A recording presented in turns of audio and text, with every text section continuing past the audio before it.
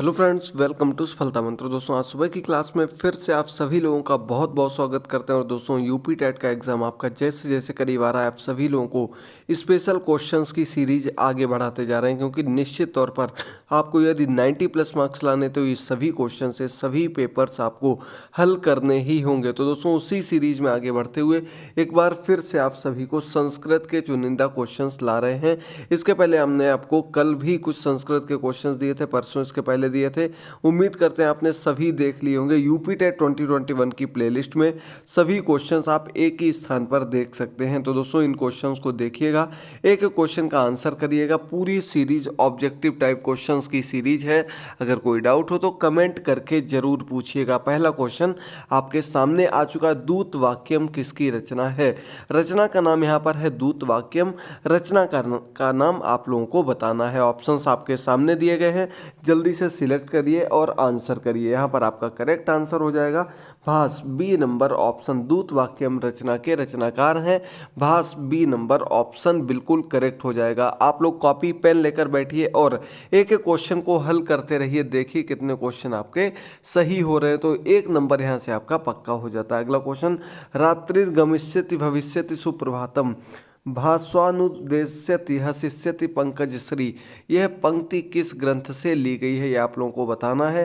रात जा चुकी है, सुबह हो चुका है, इस प्रकार से इस पंक्ति का अर्थ है। और किसमें? भविष्य काल में पूरी बात की गई है।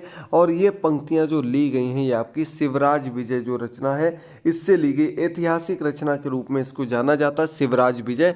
इस रचना से ये पंक्तियां ली गई। अब यहाँ पर एक क्वेश्चन और बनता है कि शिवराज विजय के रचनाकार कौन है? ये भी एक महत्वपूर्ण क्वेश्चन है। तो इनका आंसर हो जाएगा पंडित अंबिका दत्त व्यास। पंडित अंबिका दत्त व्यास नाम याद कर लीजिएगा, इस रचना के रचनाकार हैं। यानी कि शिवराज विजय रचना के रचनाकार का नाम है पंडित अंबिका दत्त व्यास, याद कर लीजिएगा। अगला क्वेश्चन है, वर्गों के पंचम अक्षर का उच्चारण स्थान क्या होता है? तो दोस्तों, आपको स्पर्श व्यंजन पढ़ाए थे। स्पर्श व्यंजन में हमने आपको बताया था 5 वर्ग होते हैं।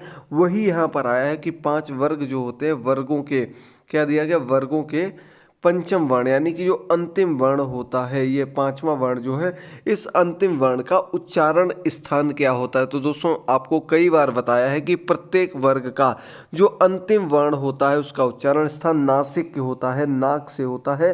तो डी नंबर ऑप्शन यहाँ पर हम लोग बिल्कुल सिलेक्ट कर देंगे। दोस्तों, हमेशा एक चीज़ याद रखिएगा, सभी चीज़ें जो आप लोग संस्कृत में पढ़ रहे हैं ये आपको हिंदी में भी उतनी ही मदद करेंगी। यानी कि एक साथ आपकी 2 सब्जेक्ट की तैयारी हो रही है। तो दोस्तों, आपको साथ ही साथ बता दें, हमने कल शाम को आपको इंग्लिश की बहुत ही इंपॉर्टेंट क्लास दी थी। 2019 का पेपर सॉल्व कराया था। अगर आप लोगों को संस्कृत का पेपर भी सॉल्व कराना है तो एक बार कमेंट करके बताइएगा। अगला क्वेश्चन है, पद संज्ञा विधायक सूत्र है। पद संज्ञा के आधार पर जो इसका विधित सूत्र है वो क्या हो जाएगा? ऑप्शंस आपके सामने दिए गए हैं। सूत्रों से क्वेश्चन देखने को मिलते हैं और इसका आपका सही आंसर हो जाएगा सुप्तिंत पदम। ये आपका बिल्कुल सही हो जाएगा। ये आपका पद संज्ञा से रिलेटेड जो सूत्र होता है वो बिल्कुल करेक्ट है। और यहाँ पर आपका सी नंबर ऑप्शन हम लोग चूज कर लेंगे। अगला क्वेश्चन है, अनेक वर्णों के मिलने पर क्या बनता है? वर्णों के मिलने पर, फिर ध्यान दीजिएगा, काफ़ी लोग सिर्फ इतना ही पढ़ते हैं और एकदम जल्दबाजी में आंसर लिख देते हैं, वो आपका गलत हो जाता है। यहाँ पर दिया गया अनेक वर्णों के मिलने से, वर्ण आपकी छोटी इकाई होती है और वर्णों के मिलने से 2-3 वर्ण जब मिल जाते हैं, इनके मिलने से क्या बनता है? शब्द का निर्माण होता है। सी नंबर ऑप्शन सही हो जाएगा। अगर क्वेश्चन में दिया होता अनेक शब्दों के मिलने से किसका निर्माण होता, क्या बनता है, तो हम लोग कह सकते थे वाक्य बनता है। लेकिन अनेक वर्णों के मिलने से क्या बनता है? शब्द बनता है। तो सी नंबर ऑप्शन यहाँ पर आपका बिल्कुल करेक्ट हो जाएगा, 1 नंबर पक्का। अगला क्वेश्चन, एच प्रत्याहार के अंतर्गत आने वाले वर्ण। फिर से समझिएगा दोस्तों, एच दिया गया है यानी कि अय दिया गया एच, तो इसके अंतर्गत प्रत्याहार के अंतर्गत कौन कौन से वर्ण आते हैं? ऑप्शंस आपके सामने दिए गए और बी नंबर ऑप्शन यहाँ पर आपका बिल्कुल करेक्ट हो जाएगा। जी हाँ दोस्तों, अय और ओ, ये 2 वर्ण आपके एच प्रत्याहार के अंतर्गत आते हैं। दोनों जो बड़ी मात्राएं होती हैं, डबल मात्रा वाले वर्ण जो होते हैं, वो इसके अंतर्गत आते हैं। यही जब हम लोग बात करेंगे एच के, केवल एच, ये आपका प्रत्याहार है, इसमें कोई मात्रा नहीं है। ये आपके इसके अंतर्गत चारों वर्ण आ जाते हैं, ए ऐ ओ औ, ये चारों वर्ण आपके एच प्रत्याहार के अंतर्गत आ जाते हैं।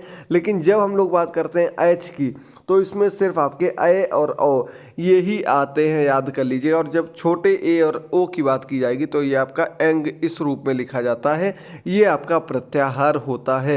ये तीनों ही महत्वपूर्ण है, प्रत्याहार से कम 2 क्वेश्चन आपके 100% पूछे ही जाएंगे। अगला क्वेश्चन है, रघुवंशम में माता पार्वती के द्वारा पुत्रवत पालित वृक्ष का क्या नाम था। तो दोस्तों रघुवंशम रचना के बारे में हमने आपको पिछली संस्कृत की क्लास में भी बताया था और फिर से बता रहे हैं। कालिदास जी के द्वारा रचित रचना है और इसके अंतर्गत माता पार्वती ने एक वृक्ष का पुत्र के समान पालन किया था।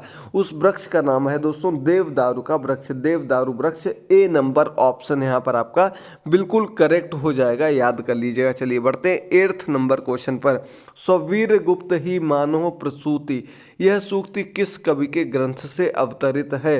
तो दोस्तों ये सूक्ति किससे संबंधित है, ऑप्शंस आपके सामने दिए गए, कवियों के नाम दिए गए, किससे संबंधित है वो आपको बताना है। तो यहाँ पर आपका करेक्ट आंसर हो जाएगा दोस्तों ए नंबर ऑप्शन, कालिदास जी की रचना से लिया गया है इस सूक्ति को। और आपका 8th नंबर क्वेश्चन का सही आंसर यहाँ पर बी नंबर ऑप्शन हो जाएगा, समझ लीजिएगा। चलिए बढ़ते हैं 9 नंबर क्वेश्चन पर। कमल योनिस रिव विमानीकृत राजहंस मंडला, यह विशेषण किसके लिए प्रयुक्त होता है। तो दोस्तों ये एक प्रकार का विशेषण पद दिया गया है आपको, एक संस्कृत में पूरी सूक्ति टाइप में दे दी गई है और ये किसके लिए दी गई है आप लोगों को बताना है। 9 नंबर क्वेश्चन, और यहाँ पर आपका करेक्ट आंसर जो हो जाएगा वो ए नंबर ऑप्शन है, शूद्रक के लिए इस पंक्ति को यहाँ पर लिखा गया है। आपका आंसर क्या हो जाएगा, शूद्रक सही आंसर हो जाएगा। ये आपके संस्कृत के लौकिक साहित्य से संबंधित क्वेश्चन है जो कि आपके एग्जाम में जरूर पूछे जाते हैं, जरूर आप लोगों को याद रखने हैं। चलिए बढ़ते हैं 10 नंबर क्वेश्चन पर। क्या दिया गया, का इहि रघुकारे न रमते, यह किस ग्रंथ से लिया गया, किस ग्रंथ से संबंधित है। तो ये भी आप लोगों को सूक्ति टाइप की एक दी गई और ये किससे संबंधित है। 10 नंबर क्वेश्चन दिया गया है, कादम्बरी, किरातार्जुनीयम, उत्तर रामचरितम या फिर रघुवंशम। तो यहाँ भी आपका करेक्ट आंसर हो जाएगा, कालिदास जी की रघुवंशम से लिया गया ये उक्ति है, ये पद है। तो आप लोगों को याद रखना है, आपके इस प्रकार के क्वेश्चन कई एग्जाम में पूछे जा चुके हैं कई बार। अगला क्वेश्चन है, स्वर में समानता न होते हुए भी समान व्यंजनों अथवा वर्णों की आवृत्ति होने पर कौन सा अलंकार होता है। यानी कि स्वर समान नहीं है फिर भी व्यंजन समान है, प्रत्येक कह सकते हैं हम लोग पूरी पंक्ति में कई बार किसी वर्ण की आवृत्ति जब होती है, कई बार कोई वर्ण बार बार रिपीट होता, तो वहाँ पर आपका अनुप्रास अलंकार हो जाता है। सी नंबर ऑप्शन यहाँ पर आपका करेक्ट हो जाएगा। यानी कि हमको मात्रा से मतलब नहीं है, स्वर यहाँ पर क्या है, स्वर का मतलब है कि मात्रा कोई भी हो, मात्रा से हमको मतलब नहीं है। लेकिन अगर एक वर्ण की आवृत्ति बार बार होती है किसी भी पद में तो वो आपका क्या कहलाएगा, अनुप्रास अलंकार के अंतर्गत आ जाएगा। चलिए अगला क्वेश्चन दिया गया है, जल्दी से देखते रहिए, कम समय में सभी क्वेश्चंस आपको जरूर अच्छे से देखने हैं। क्लास पसंद आए तो लाइक भी करना है, कमेंट्स भी करने हैं, आपके कमेंट्स मिलते रहते हैं, उसके लिए फिर से एक बार सभी को धन्यवाद। अगला क्वेश्चन दिया गया है, परसवर्ण करने वाला सूत्र कौन सा है। परसवर्ण करने वाला सूत्र इनमें से क्या दिया गया, तो आपका तोड़ लीजिए, डी नंबर ऑप्शन दिया गया, व्यंजन संधि के अंतर्गत आने वाला सूत्र है और ये आपका सही आंसर यहाँ पर डी नंबर ऑप्शन हो जाएगा। 12 नंबर क्वेश्चन का तोरली नाम है और इन सभी के बारे में भी व्यंजन संधि के जब आपको उदाहरण देंगे उसके अंतर्गत कवर करा देंगे। चलिए बढ़ते हैं 13 नंबर क्वेश्चन पर। शिवोचर्या में कौन सी संधि है। देखिए यहाँ पर आप लोग जरूर कंफ्यूज होंगे और ऐसा क्वेश्चन आपके एग्जाम में इस बार पूछे जाने के चांसेस सबसे ज़्यादा हो जाते हैं। ऑप्शंस आपके सामने दिए गए हैं, काफ़ी लोग पररूप संधि की ओर जा रहे होंगे, लेकिन करेक्ट आंसर इसका जो है वो आपका विसर्ग संधि है। डी नंबर ऑप्शन हम लोग सही कर देंगे यहाँ पर। और ये आपका रामस शिवोस प्लस आचार्य इससे मिलकर बना है और जब इस प्रकार का पद दिया जाता तो आपके बीच में ये साइन आपका आ वाला बन जाता। शिवोचर्य ये आपका विसर्ग संधि का उदाहरण है और इसका सूत्र भी थोड़ा कठिन है। अपोरोध प्लुतो प्लुत, इस प्रकार से इसके सूत्र को हम याद करते हैं। 1 नंबर आपका यहाँ से जरूर पक्का हो जाएगा। चलिए बढ़ते हैं अगले क्वेश्चन पर। 14 नंबर क्वेश्चन है यथाशक्ति में समास। तो दोस्तों यथाशक्ति बहुत ही इजी क्वेश्चन आपसे पूछ दिया गया। समास का नाम सीधे सीधे बताना है, आंख बंद करके भी आप लोग बता सकते हैं। हमने आपको बताया था कि जिन पद में, जिन वर्ण शब्दों में पहला पद जो आपका होता है वो आपका क्या होता है, अव्यय होता है, वहाँ पर आपके समास का नाम क्या हो जाता, अव्ययी भाव समास। और वही यहाँ पर हो जाएगा, पहला पद आपका यथा दिया गया है और ये आपका अव्यय के रूप में प्रयुक्त किया जाता, तो अव्ययी भाव समास करेक्ट आंसर हो जाएगा। यथाशक्ति यानी कि शक्ति के अनुरूप इसका आपका विच्छेद हो जाएगा, समास विग्रह हो जाएगा। बी नंबर ऑप्शन सही हो जाएगा। चलिए बढ़ते हैं 15 नंबर क्वेश्चन पर। संख्या पूर्वी समास है। संख्या पूर्वी समास के रूप में हम किसको जानते हैं, कौन सा समास ऐसा है जो संख्या पूर्व समास के रूप में जाना जाता है। फिर से आप लोग याद करिएगा, हमने आपको लास्ट क्लास में क्या बताया था कि आपका जिस समास में एक तो आपकी बात की जाए संख्यावाचक की, दूसरी समूहवाचक की, वहाँ पर हमने आपको क्या बताया था, वहाँ आपका हो जाता है द्विग समास। और वही यहाँ पर हो जाएगा आपका सी नंबर ऑप्शन बिल्कुल करेक्ट हो जाए, जहाँ किसी संख्या का वर्णन किया गया हो और साथ ही साथ किसका वर्णन किया गया हो, समूह का वर्णन किया गया, वो आपका क्या कहलाता, द्विग समास का उदाहरण होता है। 16 नंबर क्वेश्चन है शिक्षिका शिक्षिकाएं क्रुधति। शिष्याय में शिक्षिका शिष्याय क्रुधति, शिष्याय पद में कौन सी सूत्र से चतुर्थी हुई है। तो यहाँ पर आपको बताना शिष्याय पद जो है उसमें आपका शिष्याय किस आधार पर लगाया गया, सीधे सीधे आपको बताना है। तो शिष्याय आपका पद किस में आता है, चतुर्थी विभक्ति में आता है, याद करिएगा।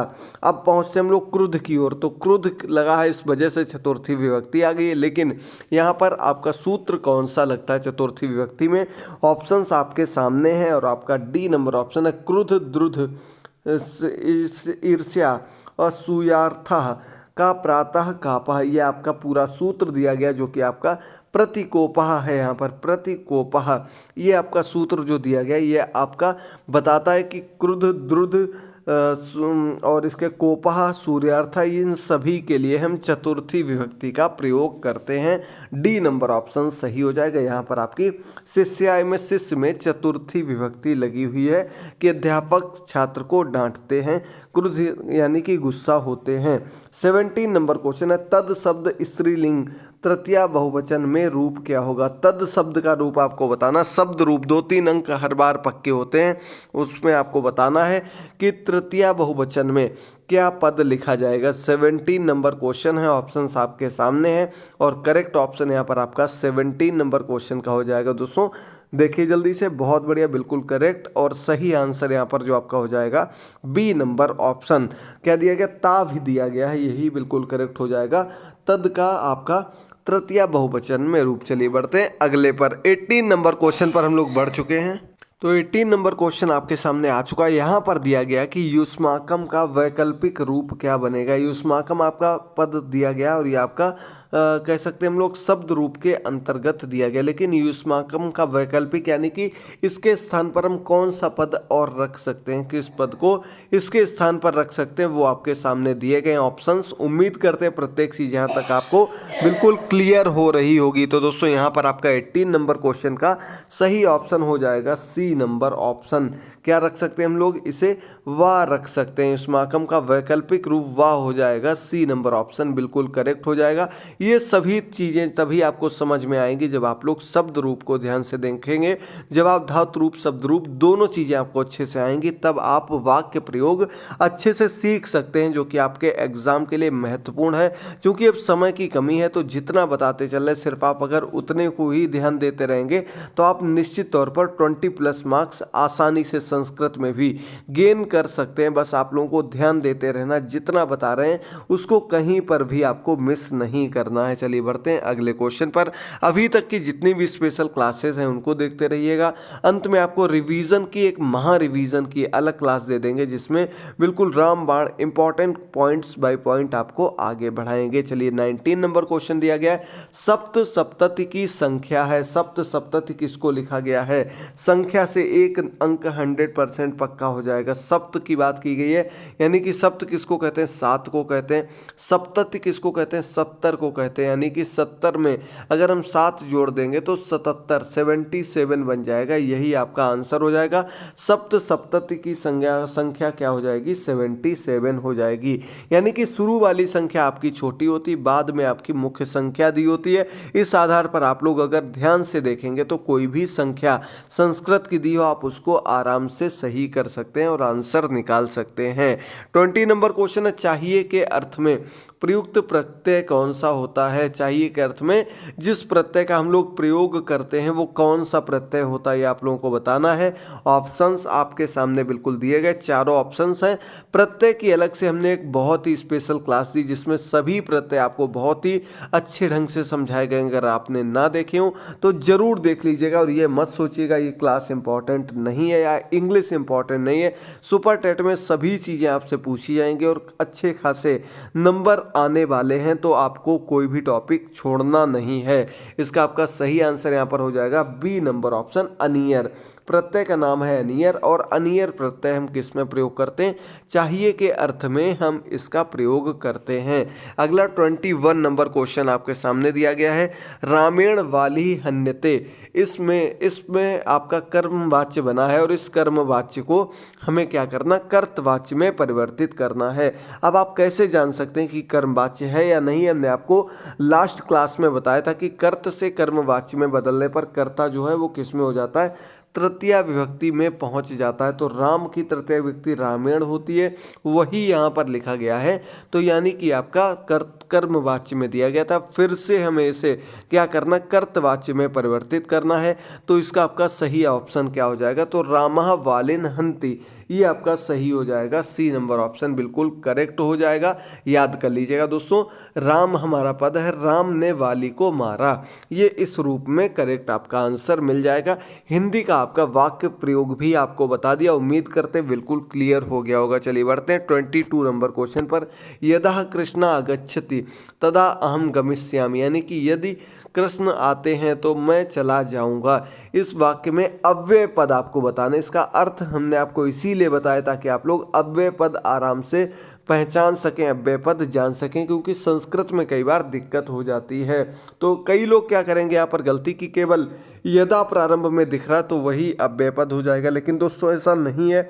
यदा और तदा ये दोनों ही आपके अव्यय पद के अंतर्गत आते हैं, यानी कि आपका सी नंबर ऑप्शन बिल्कुल करेक्ट हो जाएगा। 22 नंबर क्वेश्चन का समझ लीजिए दोस्तों, ये आपका करेक्ट आंसर हो जाएगा। चलिए बढ़ते हैं आगे के क्वेश्चन की ओर। 23 नंबर क्वेश्चन दिया गया, सूर्य का पर्यायवाची शब्द क्या है। तो दोस्तों सूर्य के पर्यायवाची शब्दों की जब बात आती है, बहुत ही इजी क्वेश्चन है, सभी लोगों को आना चाहिए। रवि, दिनकर, भास्कर, ये तीनों ही आपके किसके, सूर्य के पर्यायवाची पद दिए गए। लास्ट क्लास में हमने आपको रजनीश बताया था, रजनीश चंद्रमा का पर्यायवाची होता है। इसी प्रकार से बहुत ही इंपॉर्टेंट पर्यायवाची आपके एग्जाम में पूछे जा सकते हैं। इसका आपका डी नंबर ऑप्शन बिल्कुल करेक्ट हो जाएगा। यहाँ से आपको बताना कि सूर्य के कुछ अन्य नए पर्यायवाची कौन कौन है वो आपको कमेंट बॉक्स में कमेंट करके जरूर बताना। दोस्तों एडमिट कार्ड डाउनलोड होने लगे, साइट बहुत ही ज़्यादा स्लो है और उसकी वर्किंग काफ़ी धीरे होती है, जिस वजह से आप लोग ध्यान से एक आध दिन बाद ट्राई करिएगा, आप लोगों का एडमिट कार्ड निकल आएगा। निश्चिंत रहिए, उसमें सब कुछ आपको डिटेल्स दी हैं, क्या क्या आपको लेकर जाना है, क्या आपकी प्रोसेस है, वो सब कुछ उसमें आपको देखने को मिल जाएगा। चलिए बढ़ते हैं अगले कुछ अन्य क्वेश्चंस की ओर। तो दोस्तों यहाँ पर कुछ आज क्वेश्चंस की कमी रह गई है, कुछ क्वेश्चंस लग रहा है डिलीट हो गए हैं, जिनको हम आगे की क्लास में कवर करेंगे। उम्मीद करते हैं पूरे क्वेश्चन आपको अच्छे से क्लियर हो गए होंगे। अब जाइए हमारी सभी पिछली क्लासेस को जरूर देखिएगा। मिलते हैं अगली क्लास में, तब तक लेते हैं कि दोस्तों गुड बाय, टेक केयर। एक एक क्वेश्चन, एक एक क्लास और पूरी प्लेलिस्ट से सभी वीडियोस को देखना मत भूलिएगा। पिंड कमेंट में आपको इसका लिंक मिल जाएगा। Goodbye, take care.